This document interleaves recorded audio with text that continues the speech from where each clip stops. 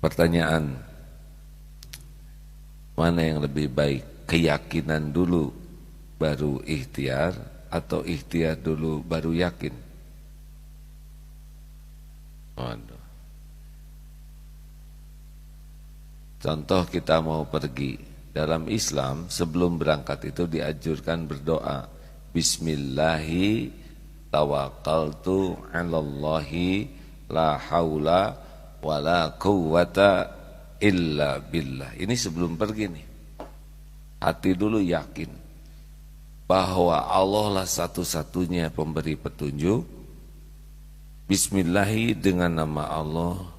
Tawakaltu, saya bertawakal kepada Allah. Anallahi la haula wala quwwata illa billah. Tiada daya, tiada kekuatan kecuali dengan izin Allah.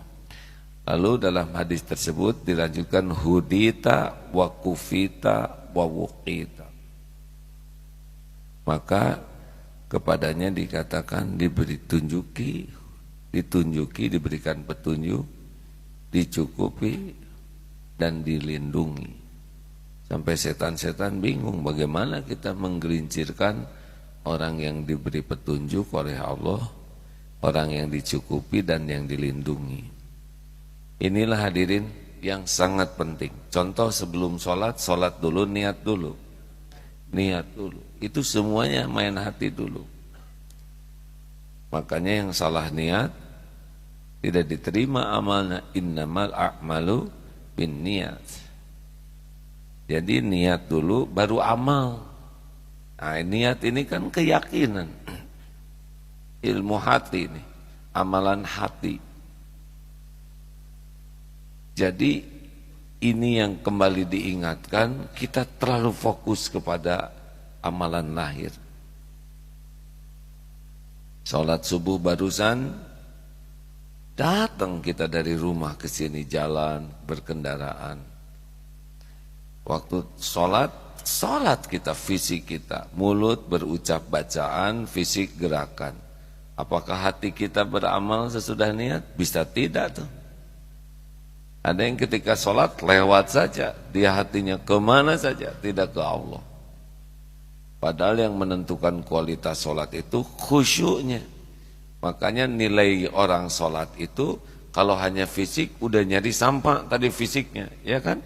Tidak ada yang ketika ruku dia sujud atau sujudnya lama, tidak ada. Sama, gerakan fisiknya sama, bacaannya sama, tapi kualitasnya beda, tergantung fisiknya atau hatinya. Tolong dijawab hadirin. Tergantung kehusuannya. Nah, mujahadah kita nih, kesungguhan kita untuk menata hati itu belum sebanding dengan kesungguhan untuk menata amal lahiriah atau amal lisan kita. Ini masalah kita. Kita seakan kalau sudah sholat itu sudah selesai tugas kita. Seakan-akan kalau kita sudah mengamalkan amal lahir sudah selesai. Padahal justru ruhnya itu adalah di hati kita.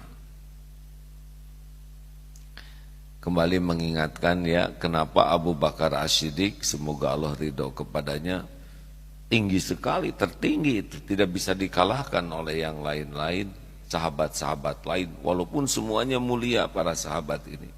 Khalid bin Walid itu hampir sepanjang hayatnya bertempur, tapi tetap Abu Bakar As-Siddiq. Nah, beliau juga tidak terbunuh, tapi beliau tetap paling tinggi derajatnya karena keyakinannya ini. Fisik kita terbatas, Mas Punto maaf tidak bisa jalan ke sana sini karena lumpuh, maaf ya Mas saya sebut.